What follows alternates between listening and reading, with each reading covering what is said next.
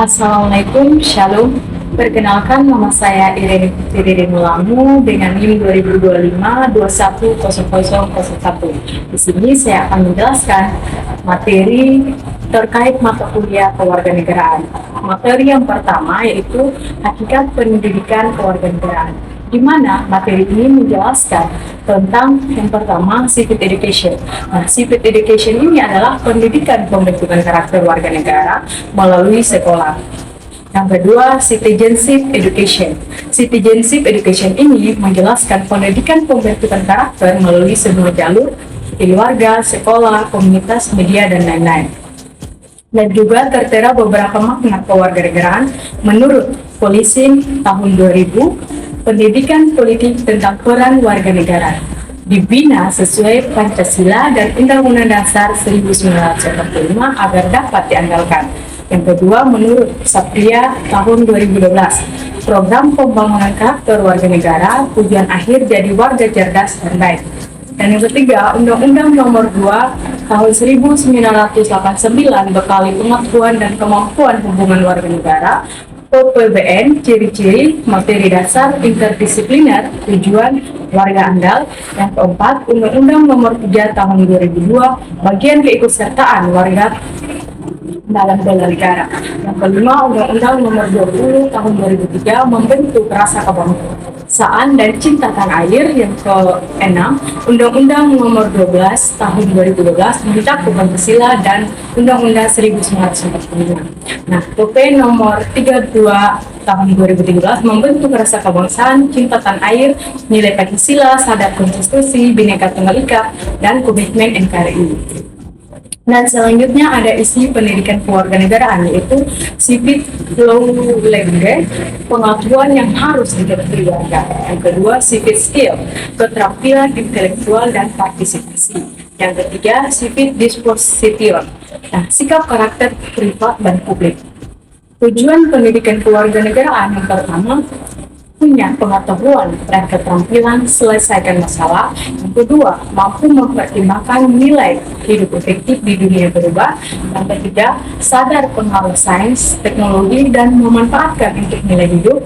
Yang keempat, siap ekonomi efektif, terbuka pada fakta, gagasan, cara hidup baru, bangga presentasi bangsa, hargai sumbangan bangsa lain, dukung perdamaian, berperan ambil keputusan lewat pendapat, percaya kebebasan individu dan persamaan hak berdasar konstitusi, dan memanfaatkan seni kreatif, tingkatkan pengalaman manusia, siap pilih alternatif, tetap di masyarakat.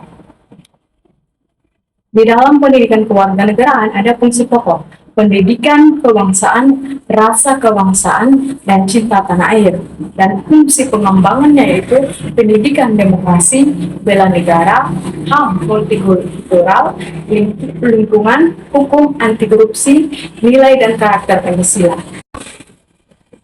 Materi yang kedua yaitu identitas nasional. Identitas nasional adalah ciri khas, jati diri, atau tanda pengenalan yang membedakan bahasa Indonesia dengan bahasa yang lain. Terbentuk dari kesamaan sejarah, budaya, bahasa, cita-cita.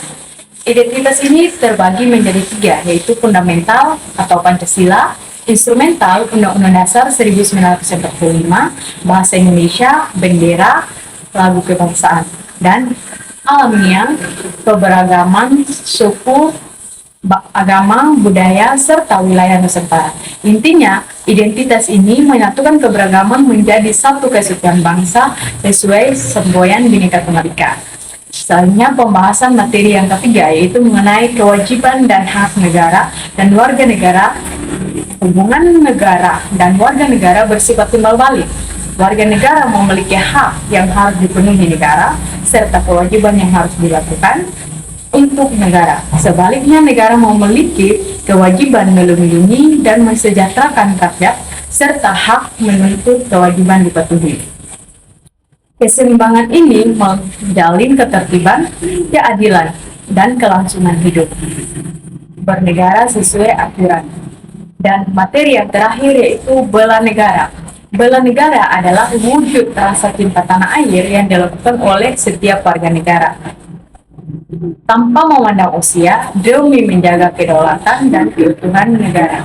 Jadi teman-teman, bela negara bukan hanya tugas militer, melainkan tugas kita bersama sebagai warga negara untuk membela negara tercintanya kita saat ini. Contoh dalam lingkungan kampus atau pendidikan, belajar dengan sungguh-sungguh, menjaga nama baik kampus, dan disiplin.